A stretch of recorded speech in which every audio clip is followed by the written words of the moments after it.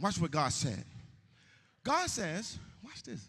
Not only am I going to deliver you out your situation, but God says, I'm going to be with you as I deliver you.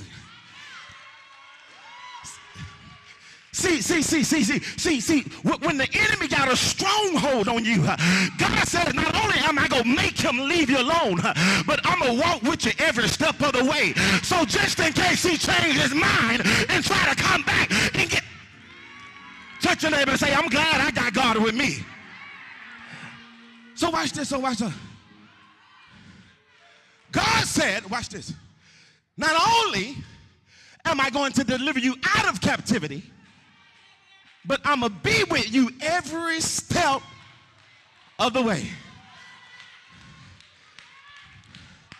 Here's the problem. And God said, and to know that I am with you at all times. All you got to do is do what? Look up.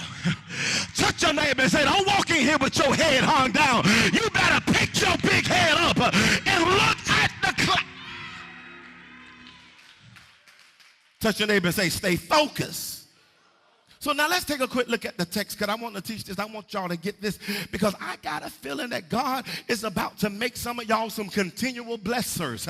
I got a feeling that God is about to use DDM to be a blessing not only to this community, but to this world. I got the feeling that God is about to send blessings down, and we got to make sure we distribute them right. Can I get over with touch your neighbor and say, this is my sermon, but I'm going to let you hear it. So I got to make sure that y'all ain't too stingy and that you don't mind seeing other people blessed. And that if God was to bless you, you ain't got a problem giving somebody else the blessing. Do y'all, anybody got a problem? No. Touch your neighbor and say, I ain't got a problem seeing you blessed. Because the same God that blesses you, he's the same God that's going to bless me. So touch your neighbor and say, I ain't got a problem with it. All right, so now let's take a quick look at our text, verse 9. Verse 9 says, I need somebody that's tired of going to a house you really don't want to go to.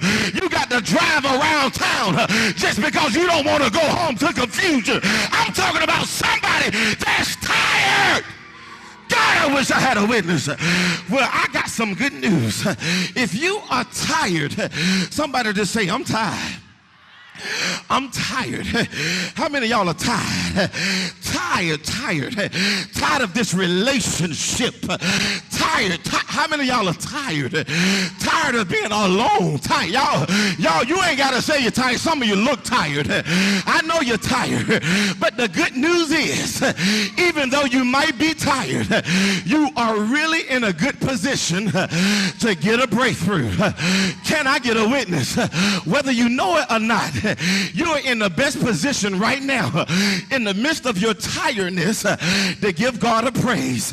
You're in the best position to give God a shout, because Jesus said it's when you become weak that's when you are made strong, because it's when you're weak that you finally realize that his grace is all you need. After you done dealt with and depended on folks, when you realize that God is all I need.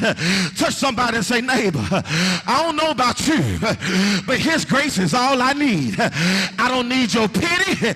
I just need his grace. I don't need your sympathy. I just need his grace. I don't need your empathy. I just need his grace, because his grace by itself is enough for me to give God a praise.